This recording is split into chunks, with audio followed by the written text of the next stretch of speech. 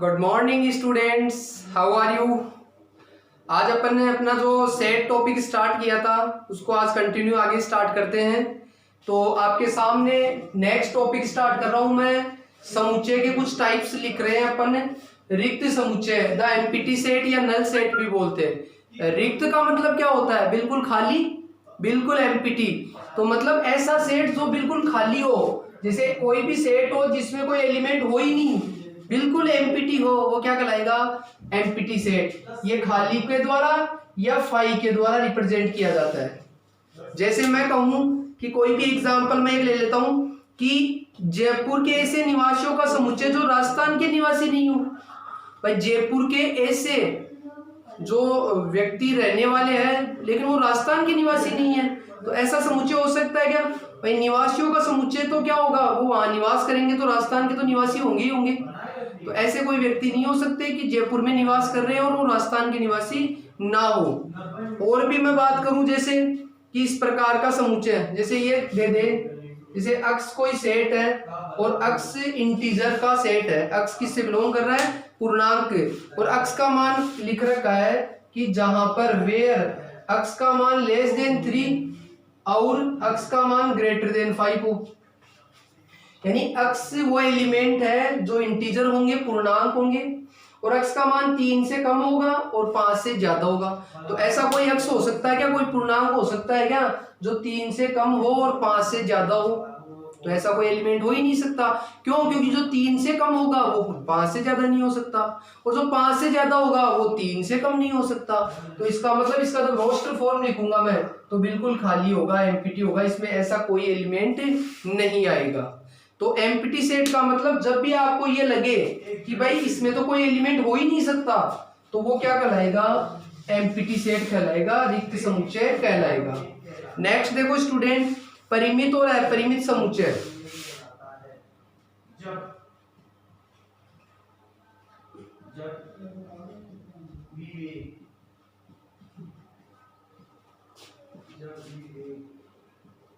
परिमित और अपरिमित समुच्चय, जिसको फाइनाइट एंड इनफाइनाइट सेट बोलते हैं।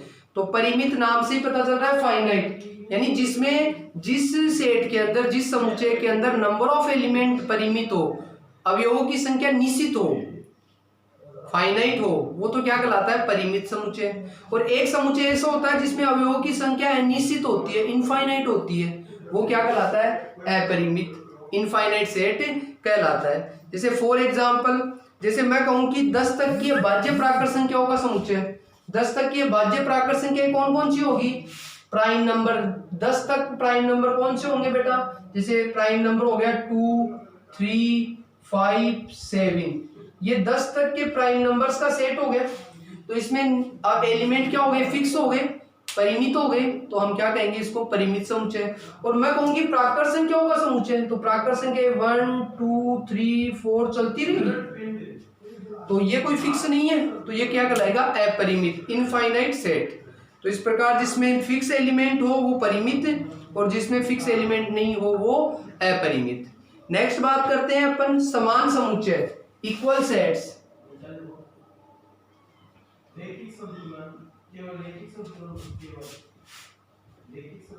इक्वल सेट की बात करूं, समान समुच्चय, तो कोई भी सेट इक्वल कब होते हैं? जब उसमें एलिमेंट सेम हो। बिल्कुल समान समुच्चय क्या होंगे? जिसमें एलिमेंट सेम हो। जैसे मैं कहूं कि ए सेट मान लो आपके पास है 1, 2, 5, 7, और मान लो बी सेट आपके पास है 2, 5, 1 और 7, तो क्या ए सेट बी के इक्वल होगा? होगा या नहीं होगा? तो देखो 1 इसमें भी है, इसमें भी है, 2 भी है, 5 भी है, 7 भी है, बिल्कुल सेम एलिमेंट है, आगे पीछे होने से सेट पर कोई फर्क नहीं पड़ेगा, तो ये बिल्कुल समान समुच्चय कहलाएंगे, इक्वल सेट कहलाएंगे। जैसे एक सेट सी मान लू मैं, AEIOU, और मान लो डी सेट मान लेता हूं EAIOAU। क्या ये सेट इक्वल होंगे? तो देखो बेटा, ए इसमें भी है, ई भी है, आई भी है, ओ भी है, यू भी है, ए दोबारा आ गया, तो दो बार आने से भी कोई फर्क नहीं पड़ता है, एलिमेंट तो वही होंगे, जो एलिमेंट इसमें है वही एलिमेंट इसमें है, तो यहाँ सी बी डी के इक्वल होगा। तो एलिमेंट आगे पीछे होने से या रिपीट होने से कोई फर्क नहीं पड़ेगा। हाँ, कोई एलिमेंट ऐसा नहीं होना चाहिए जो इसमें है इसमें ना हो, तो वो इक्वल सेट नहीं कहलाएगा। तो इसी बेस पे आधारित अपन एग्जांपल्स देखते हैं बेटा इसके अंदर। जैसे एग्जांपल नंबर 10 आपकी बुक का है, बताइए कि निम्नलिखित समुच्चय में कौन परिमित है और कौन अपरिमित है। आपको ये बताना है, कुछ सेट आपको क्वेश्चन में दिए हुई है, आपको बताना है कि इसमें फाइनाइट कौन सा है और इनफाइनाइट सेट कौन सा है। बेटा देखो, जैसे एग्जांपल 10 में पहला सेट दे रखा है, 10 नंबर एग्जांपल है, x such that x belongs to natural, x वो नेचुरल है, और x minus 1 x minus 2 equal 0 है। तो ये आपको बताना है कि ये फाइनाइट या इनफाइनाइट। तो सिंपल सी बात है कि देखो x होगा वो नेचुरल होगा और x की वैल्यू यहाँ से निकलेगी, तो यहाँ से आप जब इसको सोल्व करोगे तो 1 और 2 निकलेगी x की वैल्यू, यानी इसका सेट बिल्डर फॉर्म जो हो गया वो क्या कहलाएगा, नेचुरल है दोनों ही, तो 1 और 2 हो गया इसमें सॉल्यूशन। ये इसका सेट बिल्डर फॉर्म था, मतलब समुच्चय निर्माण रूप। ये इसका रोस्टर फॉर्म हो गया, तो इसमें एलिमेंट फिक्स हो गए, और जब एलिमेंट फिक्स होते हैं तो क्या होता है, परिमित फाइनाइट सेट कहलाता है। इसी प्रकार दूसरा सेट देखो बेटा, x such that x belongs to natural और x स्क्वायर इक्वल्स टू 4। तो जब इसको सोल्व करोगे, इसमें भी एक इक्वेशन है, जब इसको सोल्व करोगे तो प्लस माइनस 2 आएगा, लेकिन x नेचुरल लिखेंगे तो इसी का मैं सेट रोस्टर फॉर्म लिखूं तो क्या लिखूंगा, केवल 2। माइनस 2 क्यों नहीं लिया, क्योंकि वो नेचुरल नहीं है, प्राकृत संख्या नहीं है, तो इसमें एलिमेंट फिक्स हो गए, और जो फिक्स होता है वो क्या कहलाता है, परिमित फाइनाइट सेट कहलाता है। इसी प्रकार तीसरा सेट देखो बेटा, तीसरा दे रखा आपको, x such that x belongs to natural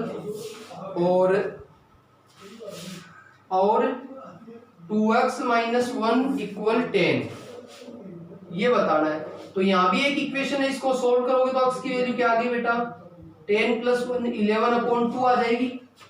अब यहाँ इसका मैं रोस्टर फॉर्म बनाऊंगा तो क्या हो गया, 11/2 तो रख दूंगा, लेकिन नेचुरल होना चाहिए था, x तो नेचुरल ही रखना है, जबकि 11/2 नेचुरल नहीं होता है। 11/2 का मतलब हो गया कि 5.5 हो गया, तो ये एक नेचुरल है क्या, नहीं है, तो ये एम्प्टी सेट हो गया, रिक्त समुच्चय।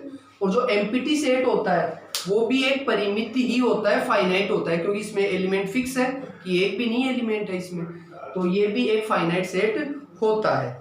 इसी में नेक्स्ट देखो बेटा, इसी एग्जांपल में नेक्स्ट आपको सेट क्या दिया हुआ है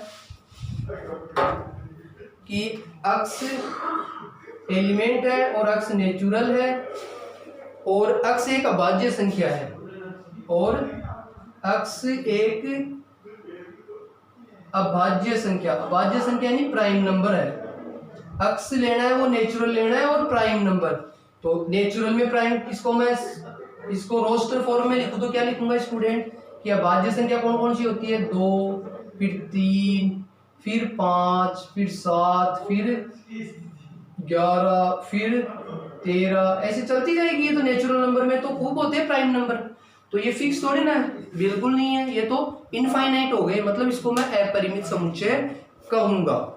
एक और एग्जांपल लिखा हुआ देखो आपकी बुक में, x सच दैट x की वैल्यू नेचुरल है, यानी आप इसको क्या करेंगे, रोस्टर फॉर्म में लिखकर डिसाइड करेंगे, और x एक विषम है, विषम यानी ओड नंबर है, कि नेचुरल भी है और ओड भी है, तो नेचुरल ओड है तो मैं इसको रोस्टर फॉर्म में लिखूं तो क्या लिखूंगा बेटा, ओड वाले 1 3 5 7 9 चलते जाएंगे ये भी, क्योंकि नेचुरल के अंदर ओड की बात करें तो इनफाइनाइट होते हैं, तो ये क्या कहलाएगा, ये अपरिमित समुच्चय कहलाएगा।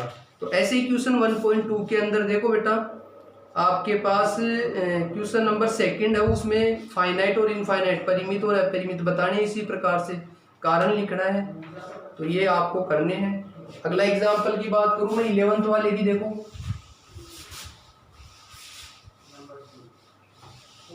यानी एलिमेंट फिक्स है, अवयव निश्चित है तो परिमित, और अवयव निश्चित नहीं है तो अपरिमित। नेक्स्ट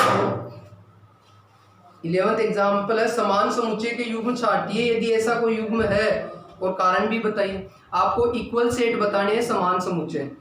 तो देखो A B C D E, एक तो ए सेट दिया हुआ है। ए सेट तो क्या दिया हुआ है बेटा, केवल इसमें 0 एलिमेंट है। एक बी सेट दिया हुआ है, बी समुच्चय, इसमें लिख रखा है कि अक्स सच दैट, अक्स की वैल्यू बोल रखी है कि 15 से तो ग्रेटर है और अक्स लेस देन 5, और अक्स लेस देन 5। इसी प्रकार सी सेट आपको दिया हुआ है बेटा। सी सेट क्या दिया हुआ है, x such that x minus 5 equal 0, ये दिया हुआ है। और एक डी सेट दिया हुआ है स्टूडेंट्स, डी सेट है x such that x square equals to 25।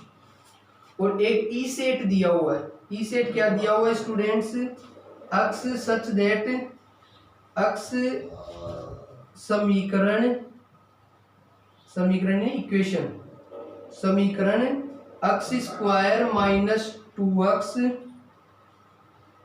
Minus 15 equal 0 का एक धन पूर्णांक हल है, का एक धन पूर्णांक हल है। धन पूर्णांक यानी पॉजिटिव इंटीजर सॉल्यूशन है, इसका सॉल्यूशन एक पॉजिटिव इंटीजर है। अब इनमें इक्वल कौन कौन से ये बताने हैं। तो जैसे ए तो रोस्टर फॉर्म में है, बी को भी मैं रोस्टर फॉर्म में लिख दूं। जैसे x का मान 15 से ग्रेटर होगा और 5 से लेस, तो ऐसा कोई x हो सकता है क्या जो 15 से ज्यादा और 5 से कम हो। जैसे 5 से कम 4 लिया तो 4 क्या 15 से ज्यादा हो सकता है, बिल्कुल नहीं। ये तो एम्प्टी सेट है, इसमें ऐसा कोई एलिमेंट नहीं आएगा जो 15 से ग्रेटर हो और 5 से लेस हो। सी को भी लिखो, x बराबर क्या आ जाएगा, केवल 5 आ जाएगा तो 5 का सेट बन जाएगा। डी को भी देखो रोस्टर फॉर्म में लिख दो, x की वैल्यू प्लस माइनस 5 आएगी तो -5 और +5 आ जाएगा इसका सॉल्यूशन। और ई को भी लिख दो स्टूडेंट्स, ई में क्या आएगा इसका सॉल्यूशन। इसका सॉल्यूशन करो पहले तो कि x square minus 2x minus 15 बराबर 0। तो इसके फैक्टर क्या हो गए स्टूडेंट, 5 3 जा 15, माइनस का 5x प्लस का 3x हो जाएगा कि। तो यहाँ से x माइनस 5 पर इधर x प्लस 3, ये फैक्टर बन जाएंगे। तो x की वैल्यू एक तो 5 आ गई और एक -3 आ गई। अब इसका सॉल्यूशन पॉजिटिव इंटीजर लेना है, केवल धन पूर्णांक। तो धन पूर्णांक तो केवल 5 ही है, इसलिए 5 ही लेऊंगा, -3 को छोड़ दूंगा क्योंकि वो नेगेटिव है। अब ए बी सी डी में देखो इक्वल कौन सा है, जैसे इसमें 0 है, 0 किसी में भी नहीं है। बी किसके एमपीटी है, एमपीटी कोई भी नहीं है। सी में 5 है और डी में 5 है। सी और ई में इक्वल है, देखो एक तो सी और ई है ना सेट, वो बिल्कुल सेम दिखाई दे रहे हैं। तो सी और ई सेट इक्वल है, बाकी कोई सा भी सेट इक्वल नहीं है।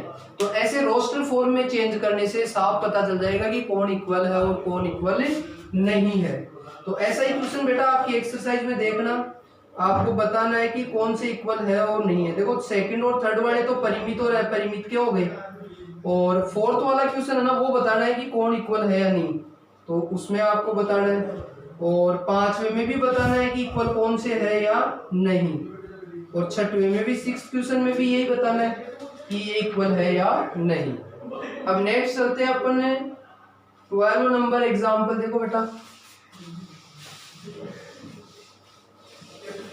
12 नंबर एग्जाम्पल क्या है, देखो निम्न समुच्चय युग्म में से कौन समान है। इसमें भी आपको बताना है कि इक्वल कौन से है। आपको युग्म दे रखे हैं, पेयर दे रखे हैं। जैसे पहला क्या दे रखा है स्टूडेंट्स, जो एग्जाम्पल 12 है उसकी बात कर रहा हूं मैं। अक्स शब्द अलोय के अक्षरों का समुच्चय है तथा बी शब्द लोयल के अक्षरों का समुच्चय है। देखो अक्स सेट तो क्या है, अलोय वर्ड के लेटर्स का, ALLOY, इस वर्ड के अक्षरों का समुच्चय, इसके लेटर्स का सेट है। तो इसके लेटर्स का सेट मैं रोस्टर फॉर्म में बना लेता हूँ। एक तो ए आ गया लेटर, एक एल आ गया, एक ओ आ गया, एक वाई आ गया। और दूसरा सेट दिया हुआ है बी, उसके बारे में क्या लिख रखा है, उसके बाद है लोयल के अक्षरों का वर्ड है। ये लोयल है, LOYAL, लोयल शब्द जो वर्ड है ये लोयल वर्ड के लेटर्स का है। तो बी क्या बनाऊंगा मैं, एक तो एल आ गया, ओ आ गया, वाई आ गया, ए आ गया, एल दोबारा आ गया, लिखने की आवश्यकता नहीं है। तो बताओ ये पेयर सेम है कि नहीं? देखो ए दोनों में है, एल दोनों में है, ओ भी दोनों में है, वाई भी दोनों में है, तो ये पेयर बिल्कुल इक्वल है, दोनों सेम होंगे। सेकंड देखो स्टूडेंट्स, सेकंड है ए सेट तो दिया हुआ है आपको एन सच दैट, एन तो इंटीजर है जेड, जहां एन स्क्वायर का मान दिया हुआ है लेस देन इक्वल 4, एक सेट तो ये है। और बी सेट दिया हुआ है x such that, x real number है तथा x square minus 3x plus 2 equal 0 है। अब ये बताना है कि दोनों इक्वल है या नहीं है। तो पहले तो इसमें देख लो, एक को रोस्टर फॉर्म में बदल लेता हूं मैं। एन इंटीजर है, पूर्णांक है, और n square less than equal 4। तो पूर्णांक देखो जिसका स्क्वायर 4 या 4 से कम होता है, तो पूर्णांक तो नेगेटिव में भी हो सकते हैं, तो नेगेटिव से ही स्टार्ट करता हूं मैं। जैसे 0, -1, -2, -3, इधर 1, 2, 3। तो क्या लूं? जैसे जिसका स्क्वायर 4 से कम हो, जैसे -3 का स्क्वायर तो 9 ज्यादा होता है, -2 का स्क्वायर 4 हो गया तो इक्वल वाला ले सकता हूँ। एक तो -2 का स्क्वायर सही बैठ रहा है, -1 का स्क्वायर 1 होता है तो वो भी 4 से कम है, -1, 0 का स्क्वायर भी आ रहा है, 1 का स्क्वायर 1, 2 का स्क्वायर 4। यानी ये n की वैल्यू हो जाएगी, क्योंकि इनका स्क्वायर होगा वो 4 से इक्वल या लेस देन होगा, बाकी का तो ज्यादा होगा, वो इसको सेटिस्फाई नहीं करेंगे। बी देखो बेटा, अक्स रियल है और इसका सॉल्यूशन निकालना है, तो इसका सॉल्यूशन देख लो। फैक्टर क्या बन गए? 2 1 जा 2, -2x माइनस x हो जाएगा बेटा फैक्टर। तो इन दोनों में x कॉमन आ गया और उधर 1 कॉमन आ जाएगा, ये फैक्टर बन जाएंगे क्या? देखना देखिए, तो 1 और 2 सॉल्यूशन आ गया इसका। दोनों रियल है बिल्कुल, 1 भी रियल है, 2 भी रियल है। तो क्या ये दोनों इक्वल सेट दिखाई दे रहे हैं? बिल्कुल नहीं दिख रहे हैं। ए नॉट इक्वल बी, दोनों में इक्वल एलिमेंट नहीं है। तो इस प्रकार से स्टूडेंट्स अपने को क्या करना है, सेट को इक्वल भी देख सकते हो, परिमित अपरिमित यानी फाइनाइट और इनफाइनाइट भी देख सकते हो, और एम्प्टी सेट यानी जो रिक्त समुच्चय है वो कब होता है? जब इसमें एक एलिमेंट नहीं हो, किसी सेट में एक भी एलिमेंट नहीं हो, तो वो एम्प्टी सेट होता है, रिक्त समुच्चय होता है। तो ये एक्सरसाइज आपको 1.2 आज इससे रिलेटेड क्वेश्चन है वो आपको सॉल्व करनी है। कोई भी समस्या आए तो आप मेरे को डाउट में भेज सकते हो। Okay, thank you students.